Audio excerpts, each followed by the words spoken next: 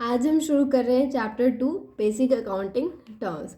तो इस चैप्टर में हम पढ़ने वाले हैं बहुत से ऐसे टर्म जो हम आगे आने वाले चैप्टर में यूज़ करेंगे। उन चैप्टरों का ही बेसिक आप बोल सकते हो कि हम टर्म्स को और थोड़ा डिटेल में पढ़ने की कोशिश करेंगे जो आगे चैप्टरों में हमें समझ आएगा। बेसिक अकाउंटिंग टर्म्स में जो हम पहला टर्म पढ़ रहे हैं वो है बिजनेस ट्रांजेक्शन। बिजनेस से रिलेटेड जितने भी ट्रांजैक्शन या इवेंट्स होते हैं ना, वो सारे हम किस में रिकॉर्ड करते हैं? बुक्स ऑफ अकाउंट में रिकॉर्ड करते हैं। बुक्स ऑफ अकाउंट किसको कहते हैं? हम जर्नल को कहते हैं। हमने पहले भी अपने प्रीवियस लेक्चर्स में पढ़ा हुआ है। बिजनेस ट्रांजैक्शन का मतलब होता है इट मीन्स फाइनेंशियल ट्रांजैक्शन और इवेंट्स दैट इनिशिएट मतलब क्या होता है? स्टार्ट होना। ठीक है, जो भी अकाउंटिंग प्रोसेस हम रिकॉर्ड करते हैं ना, initiate the accounting process of recording it in the books of account of an enterprise. जितने भी बिजनेस की, एंटरप्राइजेस की जितनी भी फाइनेंशियल ट्रांजैक्शन होती है वो कहाँ से शुरुआत होती है? अकाउंटिंग प्रोसेस से, रिकॉर्डिंग से शुरू होती है। जो हम किस में करते हैं? बुक्स ऑफ अकाउंट में करते हैं, या आप बोल सकते हो जर्नल, जिसे हमने पढ़ा था। फिर बिजनेस, मैंने यहाँ पे बिजनेस ट्रांजैक्शन को दो पार्ट में बाइफ्रिकेट किया हुआ है। एक relationship with the accounting unit, एक है mode of settlement of value. ठीक है, तो मैं यहाँ पर आप बोल सकते हो बिजनेस ट्रांजैक्शन के दो क्या है? पार्ट है, दो पहलू। पहला, क्योंकि बिजनेस ट्रांजैक्शन यूनिट के अंदर होगा तो उसका रिलेशनशिप किसके साथ हम पढ़ने वाले हैं? यूनिट के साथ पढ़ने वाले हैं। और कैसे हम पेमेंट करते हैं, कैसे सेटलमेंट होती है, उसकी भी बात करेंगे। फर्स्ट जो है रिलेशनशिप विद अकाउंटिंग यूनिट, इसके अंदर मैंने दो बाइफ्रिकेशन किया हुआ है, इंटरनल ट्रांजैक्शन और अकाउंटिंग ट्रांजैक्शन, और एक्सटर्नल ट्रांजैक्शन और बिजनेस ट्रांजैक्शन। इंटरनल से आप समझ रहे होंगे इस वर्ड से कि इंटरनली क्या होता है? जो भी बिजनेस ट्रांजैक्शन हो रहे हैं एक यूनिट के अंदर, मतलब मैंने कोई बिजनेस ट्रांजैक्शन की है विद इन द यूनिट। आप बोल सकते हो मैंने कोई ट्रांजैक्शन कैसे की है? अपनी ही कंपनी के अंदर की हुई है। पर एक्सटर्नल ट्रांजैक्शन और बिजनेस ट्रांजैक्शन क्या हो गई? मैंने किसी बाहर वाले को इसमें इंक्लूड करा है। मैंने जो ट्रांजैक्शन करी है वो किसी बाहर वाले के साथ करी है। इंटरनल ट्रांजैक्शन ऑफ अकाउंटिंग का जो आप यहाँ पे एग्जांपल देख रहे हो, डेप्रिसिएशन। इस टर्म को हम आगे चल के भी बहुत डिटेल में पढ़ेंगे, पर अभी के लिए आप डेप्रिसिएशन समझो क्या होता है कि किसी भी एसेट की वैल्यू में डिक्रीज होना क्या होता है? डेप्रिसिएशन। इसमें किसी बाहर का तो इन्वॉल्वमेंट नहीं होता ना, ये खुद ही। क्या आप जैसे मान लो कि घर में अपने बिजनेस यूनिट में आप मशीनें लगाते हो, तो मशीनों को क्या चाहिए? डे टू डे रिपेयर, मतलब उनको देखने के लिए डे टू डे रिपेयरेंस, मेंटेनेंस की ज़रूरत होती है। वो क्या होते हैं? जब भी आप मशीनों को यूज़ करोगे तो क्या होती है? उनकी वैल्यू, उनकी एसेट की वैल्यू क्या होती है? कम होती है। उन्हें क्या, वो ज़्यादा से ज़्यादा मशीनें आप यूज़ करोगे तो क्या होंगी? वो ख़राब होंगी ना। तो वो क्या होता है? डेप्रिसिएशन हो रहा है। इसमें तो किसी बाहर वाले का कोई इन्वॉल्वमेंट नहीं है ना। तो इसमें हम क्या कर रहे हैं? हम जो खर्चा करेंगे ना, इसलिए हम जो ट्रांजैक्शन करेंगे वो अपनी कंपनी के एसेट्स के लिए कर रहे हैं। इसमें किसी बाहर का इन्वॉल्वमेंट नहीं है, तो ये इंटरनल ट्रांजैक्शन में आ गया। लेकिन एक्सटर्नल ट्रांजैक्शन में हम किसी बाहर वाले को इन्वॉल्व करते हैं। जैसे मैंने यहाँ पे एग्जाम्पल के तौर पे लिखा है कैश पेड टू क्रेडिटर, तो मैंने यहाँ पे किसी बाहर वाले को पे करा है क्या? कैश। ठीक है, मैंने यहाँ पे मोड ऑफ सेटलमेंट में आपको यहाँ पे लिखा है कैश ट्रांजैक्शन और क्रेडिट ट्रांजैक्शन। इसके बारे में मैं आगे हम फर्दर डिटेल में स्टडी करेंगे। कैश ट्रांजैक्शन मतलब क्या होता है? आप पेमेंट किस में कर रहे हो? कैश के फॉर्म में पेमेंट कर रहे हो। क्रेडिट ट्रांजैक्शन, क्रेडिट वर्ड होता है जैसे आप बोल सकते हो लोन लिया आपने, मतलब आप अभी ना आप पे बैक करोगे लेटर। ठीक है, इसका मतलब अभी इतना ही समझो कि क्रेडिट का क्या मतलब होता है यहाँ पे? पे बैक लेटर, कुछ टाइम बाद आप इसकी पेमेंट करोगे। क्रेडिट ट्रांजैक्शन है, जैसे आप उधार लेते हो, ठीक है, तो कुछ समय बाद पे करते हो, वो क्या हो गया? आपका क्रेडिट ट्रांजैक्शन हो जाता है। नेक्स्ट जो हमारा टर्म है यहाँ पर अकाउंट। ठीक है, अकाउंट क्या है? It is a record of transaction under a particular head. ठीक है, आप किसी ट्रांजैक्शन को रिकॉर्ड कर रहे हो तो आप क्या बनाते हो? उसका पर्टिकुलर एक हेड बनाते हो कि हमने ये इसमें बाइफ्रिकेशन किया है, इसमें हमने क्लासीफाई, हमने सीखा था ना क्लासीफाई करना, तो पर्टिकुलर उस अकाउंट में डालना। ठीक है, परचेज अकाउंट होते हैं, हम आगे चल के पढ़ने वाले बहुत से अकाउंट पढ़ेंगे, परचेज अकाउंट, सेल्स अकाउंट। ठीक है, तो उसमें डालना, अकाउंट्स ये हो जाते हैं। नेक्स्ट है हमारा टर्म कैपिटल। कैपिटल क्या होता है? मैं अगर आपको सिंपल लैंग्वेज में बोलूँ तो पैसा जो हम क्या करते हैं? बिजनेस में इन्वेस्ट करते हैं, बिजनेस में लगाते हैं अपने बिजनेस को शुरुआत करने। अब स्टार्टअप समझते होगे ना, स्टार्टअप के लिए क्या चाहिए होता है? कुछ पैसा चाहिए होता है हमें इन्वेस्ट करने के लिए। तो कैपिटल क्या होता है, capital is the amount invested in enterprise by the proprietor. यहाँ प्रोपराइटर वर्ड देख के लग रहा होगा कि ये समझ में नहीं आएगा, बट प्रोपराइटर मतलब क्या होता है, ओनर, जो पैसा लगा रहे, जो बिजनेसमैन, जो क्या बोल सकते हो आप, जो ओनर हो सकता है। सो कैपिटल क्या है, अमाउंट जो आप बिजनेस में, एंटरप्राइज अपने शुरुआत करते समय लगाते हो। It may be in form of money और asset having monetary value.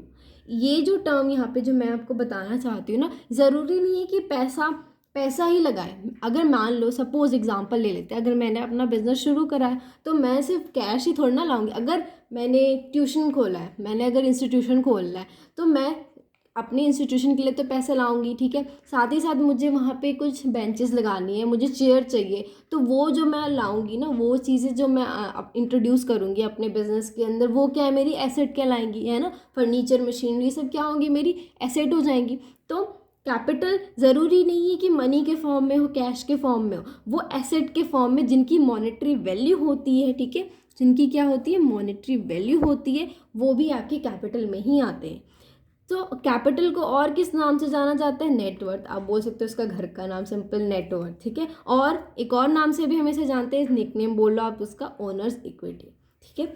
So capital को हम कैसे डिफाइन करते हैं, एसेट माइनस लाइबिलिटी। आगे फर्दर हम इसके बारे में डिटेल में पढ़ेंगे। एसेट क्या, एसेट आपके पास जितनी है उसको लाइबिलिटी से माइनस करोगे तो आपकी कैपिटल आएगी। फिर नेक्स्ट है ड्राइंग्स। यहाँ ड्राइंग वर्ड तो सबको यही लगेगा कि ड्राइंग जो हम नॉर्मल करते हैं वैसा, बट ऐसा कुछ नहीं है। ड्राइंग मतलब यहाँ पे कुछ और है। It is the amount withdrawn और good taken by proprietor for personal use, ठीक है। ये वो अमाउंट है जो क्या करता है, एक प्रोपराइटर, एक ओनर अपने बिजनेस में जो उसने पैसा लगाया है उसमें से थोड़ा निकाल लेता है। जैसे ना, सपोज एक एग्जाम्पल के तौर पर समझते हैं कि ना, मेरा एक अपना खुद का बिजनेस है, ठीक है, बिजनेस है मेरा। अब मैं आज का पूरा दिन मैंने करा काम अपने पूरे बिजनेस में। घर जाते समय मेरे को कॉल आया कि मुझे घर पे पैसों की ज़रूरत है, ठीक है। तो जैसे ही मैं घर पे गई तो मुझे अमाउंट, मैंने अपने इसमें से 10,000 रुपये घर के लिए निकाल लिए। मुझे ज़रूरत थी घर के लिए, तो मैंने 10,000 किसी इमरजेंसी के लिए निकाल ली। तो ये जो बिज़नेस में से मैंने 10,000 रुपये निकाले, ये जो मैंने अपने 10,000 लगाए थे और मतलब कैपिटल इन्वेस्ट करे, तो उसमें से 10,000 निकाल लेना क्या होगा, ये मेरी ड्राइंग्स हो जाएंगी, क्योंकि अब मैंने अपने बिजनेस में से 10,000 निकाल लिए। ये क्या है, ड्राइंग। और याद रहे, ड्राइंग्स क्या होती है, हमारे कैपिटल को रिड्यूस करती है ना, क्योंकि कैपिटल में से ही तो ये पैसा निकाला है, बिजनेस में से ही तो निकाला होगा ना drawings. So it reduces the capital of owner. Owner के पैसे को कम करती है, कैपिटल को कम करती है। नेक्स्ट जो टर्म हम पढ़ेंगे वो है हमारी लाइबिलिटीज़। लाइबिलिटी का मतलब आप बोल सकते हो बर्डन, बोझ, ठीक है। Liability means amount owned payable by the business. अगर मैं आपको सिंपल टर्म में इसको समझाऊँ ना, तो जैसे मैंने कुछ पैसे 1,00,000 रुपए जाके अपना बिजनेस शुरू करने के लिए लगाए। उस बिजनेस में मैंने ना जो 1,00,000 रुपए लिए, हो सकता है बिजनेस को शुरू करने के लिए मुझे और पैसों की ज़रूरत पड़े, तो आगे चल के मैंने किसी और से भी पैसे ले लिए, है ना। तो मेरे ऊपर क्या है, अब आगे उनको पे करना पड़ेगा मुझे, है ना। मुझे उनको आगे तो पे करना पड़ेगा ना। भले मान लो अगर बैंक से लिया होगा तो मुझे उनको इंटरेस्ट भी पे करना पड़ेगा, विद प्रिंसिपल अमाउंट भी देना पड़ेगा। तो मेरे लिए वो क्या है, एक बोझ है, मेरे लिए एक बर्डन है मुझ पर कि मुझे आगे चल के पे करना है। सो लाइबिलिटी का मतलब होता है वो पैसा, amount owned payable by the business, जो बिजनेस को आगे चल के पे करना है, वो लाइबिलिटी होती है। Liability towards owner is termed as internal. वैसे अगर मैं बात करूँ, लाइबिलिटी भी दो टाइप की आ जाती है हमारी, एक होती है इंटरनल लाइबिलिटी, एक होती है एक्सटर्नल लाइबिलिटी, ठीक है। सो लाइबिलिटी जो ओनर की, liability towards owner is termed as internal liability. जो लाइबिलिटी किसके टुवर्ड्स है, ओनर के टुवर्ड्स। जैसे ना, इसको अगर मैं आपको समझाऊं तो जैसे मैं ही हूँ, अगर मैंने अपने बिजनेस में 1,00,000 रुपये लगाए, तो मैं ना यहाँ पे ये मान के चलूँगी कि बिजनेस एक अलग बंदा है, मैं अलग हूँ, ओनर अलग है, बिजनेस अलग है।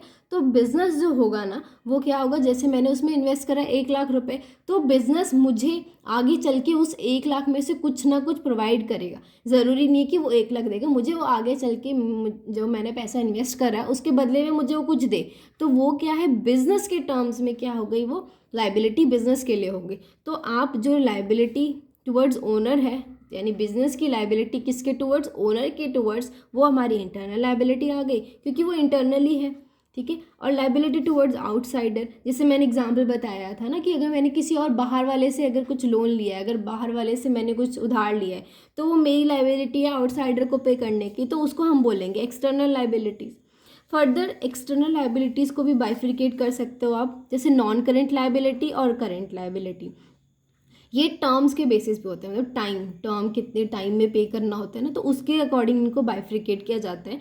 नॉन करेंट लाइबिलिटी की बात करें तो ये जो लाइबिलिटीज़ होती है ना, पेबल आफ्टर 12 मंथ होती है। मतलब आप 12 महीने के बाद अगर ये पे करो, आप इसे बोल सकते हो लॉन्ग टर्म, ठीक है। आप इसको एक तरह से बोल सकते हो लॉन्ग टर्म लाइबिलिटीज़, जिनकी अवधि क्या होती है, लंबी होती है, लॉन्ग टर्म लाइबिलिटीज़। जैसे एग्जांपल में बैंक लोन से आप जो लोन लेते हो वो 10,000 का, उससे ज़्यादा का अमाउंट लेते हो ना, 10,000 तो बहुत कम है बोलूँगी, लाखों का लेते हो, तो वो आप क्या आगे 15 साल में या कम से कम 5 साल तक पे करते हो, तो वो क्या होता है 12 महीने से ज़्यादा तक का होता है। तो ये आपकी नॉन करेंट लाइबिलिटी हो गई। फर्दर जो हमने पढ़ा करेंट लाइबिलिटी में, liability payable with in 12 month, यानी लाइबिलिटी 12 मंथ के अंदर अंदर, यानी 3 महीने 4 महीने लगा लो, इतने में पे हो जानी चाहिए। जैसे क्रेडिटर से बिल पेबल, ये टर्म हम आगे चल के भी पढ़ेंगे। क्रेडिटर से लिया आपने कोई पैसा तो उसको पे कर रहे हो, बिल्स पेबल है उसको पे कर रहे हो, ये सारी चीज़ें फर्दर हम पढ़ेंगे करेंट लाइबिलिटीज़ के अंदर। इसे आप बोल सकते हो एक तरह से शॉर्ट टर्म ये आपकी लाइबिलिटीज़ होती है। फिर हमारा जो नेक्स्ट टर्म है वो क्या है, क्रेडिटर्स को लेके। क्रेडिटर कौन होते हैं, क्रेडिटर वो पर्सन होते हैं जिससे from home business purchase goods on credit, मतलब किसी ऐसे पर्सन से हमने क्या किया है, सामान लिया है, लेकिन किस बेसिस पे, ऑन क्रेडिट बेसिस पे लिया है, ठीक है, यानी उधार के बेसिस पे लिया। जैसे अभी ये लाइबिलिटी समझाया था मैंने, उसमें आपको एक वर्ड बोला था बर्डन, ये वैसे ही होता है थोड़ा, इन्हें हमें आगे चल के पे करना होता है, ठीक है। Generally that amount payable to creditor within 12 month, इनको हम 12 महीने के अंदर अंदर पे करते हैं, देयरफॉर इसको हम क्या बोलते हैं, as a current liabilities treat करते हैं। अगर मैं आपको इसका एग्जांपल समझाऊं तो जैसे ना मेरा एक अपना खुद का बिजनेस है, मैंने किसी बाहर वाले से, अगर मैं बोलूँ मान लो किसी भी पर्सन से, किसी फ्रेंड से अपने बिज़नेस को चलाने के लिए मैंने उससे बोला कि प्लीज़ मुझे 1,00,000 रुपये या 10,000 रुपये दे दो, ठीक है, अब कुछ काम के लिए, ज़रूरी काम के लिए, बिज़नेस की रिक्वायरमेंट के लिए, तो मैंने उससे 10,000 रुपये मांगे, ठीक है। तो ये जो 10,000 रुपये होंगे और ये कितने महीनों के लिए है, मैंने उससे बोला कि मैं ना आपको 3 महीने बाद ये अमाउंट पे कर दूँगी, 3 मंथ्स आफ्टर मैं यह अमाउंट 10,000 आपको पे करूँगी मेरे फ्रेंड को। तो 3 महीने तक के लिए मैं अपने फ्रेंड को नहीं बुलाऊंगी, 3 महीने के लिए वो मेरा क्या बन गया, क्रेडिटर बन गया, जिससे मुझे अपना क्या पे करना है, उधारी पे करना है, ठीक है। तो ये हमारा टर्म है क्रेडिटर का। जो हमारा नेक्स्ट टर्म है वो है डेटर। वैसे हम इसको लिखते डेब्टर है पर पढ़ते इसको डेटर है। यहाँ पे बी बी क्या होता है, साइलेंट होता है। डेटर कौन होता है, डेटर वो पर्सन होते हैं from whom money is receivable to the business on account of credit से। Generally debtors are receivable within 12 month, therefore they are treated as current asset. यहाँ पे मैं अगर बात करूँ ना, इन डेटर से हम क्या करते हैं, इन डेटर को हम जो बिजनेस होता है वो बिजनेस इनसे पैसा रिसीव करता है, ठीक है। यानी आप अगर बिजनेस हो तो आपके बिजनेस से इनको दिया, इन लोगों को दिया होगा पैसा, मतलब इन लोगों को गुड्स दिए होंगे ऑन अ क्रेडिट सेल। ये भी डेटर और क्रेडिटर ना बेसिकली क्रेडिट पे ही सेल किए जाते हैं हर चीज़ें, यहाँ पे क्रेडिट सेल ही होती है ज़्यादातर। Generally debtors are receivable within 12 month, और इनकी पेमेंट भी क्रेडिटर की तरह ही होती है विद इन 12 मंथ। ये भी हमें क्या कर देते हैं, बिजनेस को पे कर देते हैं अपनी अमाउंट, देयरफॉर दे आर, इसीलिए हम इनको करेंट एसेट बोलते हैं। आगे मैं आपको इसका एक एग्जांपल के तौर पे समझाऊंगी कि इसको एग्जांपल से कैसे समझाएंगे। जैसे ना यहाँ पे देखिए मेरा बिजनेस है, एक कस्टमर आया मेरे पास, उसने मुझसे ना 10,000 का सामान परचेज़ कर लिया, ठीक है, 10,000 का सामान परचेज़ किया उसने मुझसे, लेकिन किस पे परचेज़ करा, उसने मुझसे क्रेडिट परचेज़ करा, ठीक है, मुझसे क्रेडिट पे परचेज़ करा, उसने बिज़नेस से परचेज़ करा है, ठीक है। तो इसने मुझे बोला, कस्टमर ने मुझे बोला कि मैं ना आपको 3-4 महीने के बाद पे कर दूंगा, 4 मंथ आफ्टर मैं आपको पे कर दूंगा। तो बिजनेस अपने इस कस्टमर को कस्टमर नहीं बोलेगा, अब इसको क्या बोलेगा, डेटर बोलेगा कि अब जब भी मुझे मिलेगा तो मेरा ये डेटर होगा, 4 महीने के लिए मेरा क्या हो गया, ये कस्टमर डेटर की तरह होगा मेरा। ओके, सो यहाँ पर डेटर आपको समझ में आ गया होगा ये टर्म। आई होप आपको मेरी वीडियोस पसंद आई होंगी। आगे मैं और वीडियोस डालूंगी इनके रिलेटेड चैप्टर 2 में।